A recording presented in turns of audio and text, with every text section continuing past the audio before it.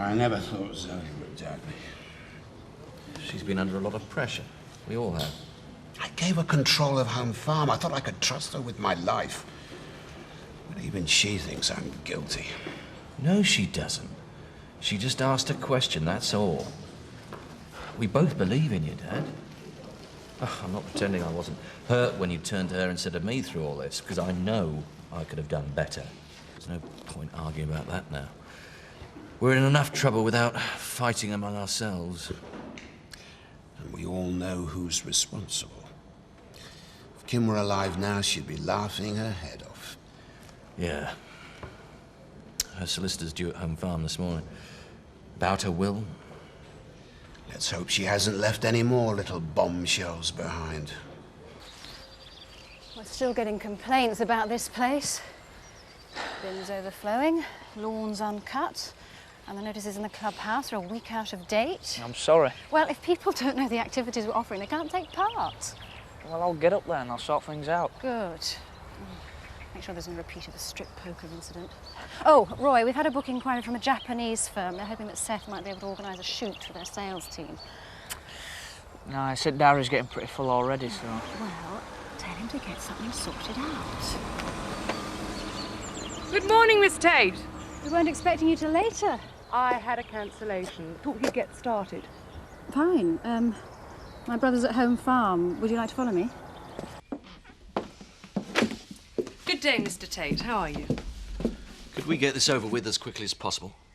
Well, I'll do my best, but it is a rather long and detailed document. Please sit down, Miss Barton.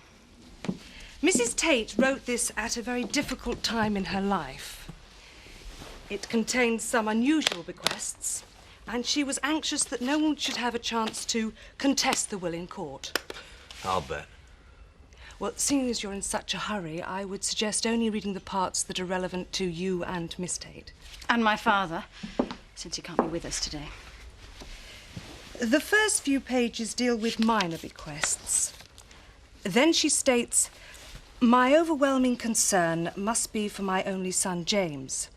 His welfare, happiness, and safety are all that matter to me now. For many months, my husband, Frank, has waged a campaign of hatred, deceit, and even violence against me." This is outrageous. You're here to read a will, not put my father on trial. I'm just the messenger, Mr. Tate.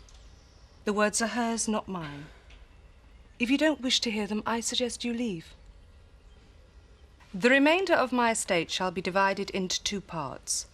The first shall be used to set up a trust fund for my son James until he reaches the age of majority, when all property, capital, and interest shall accrue to him.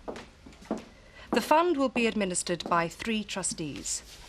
2 will be nominated by my solicitors, Barton, Carby, and Dobbs, and the 3rd will be Miss Zoe Tate. There must be some mistake. Oh, no mistake, Miss Tate. No, she goes on to say that of all the family, you are the only one whose honesty, integrity, and decency have never been in question. Which is also her reason for bequeathing the other half of her estate, including the livery business, to you. No, she can't do that. But she has, Mr. Tate. It's all quite clear. There's no way Kim could leave that livery stable to anyone because it wasn't hers to give. I think you're mistaken, Mr. Tate. No, I know exactly what I'm talking about because I bought it. There's no record of any such sale. She wanted cash. She insisted. But I've got all the papers. I can prove it. Impossible. The deeds and titles to all Mrs. Tate's properties are in our safe. You liar! You're as crooked as she was. I don't intend swapping insults with you, but it's easy to see why Mrs. Tate acted the way she did. I haven't finished with you yet. If you have anything further to say to me, I suggest you do it through your legal representative. Chris! That livery business is mine. She sold it to me.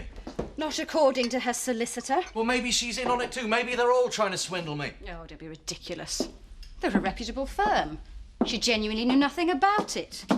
And while we were on the subject, neither did Dad, and neither did I. It was a private deal between Kim and me. I didn't see any need to mention it at the time. Oh, because you knew he'd hit the roof if he knew you were doing secret deals with Kim. Oh, it's all right for you.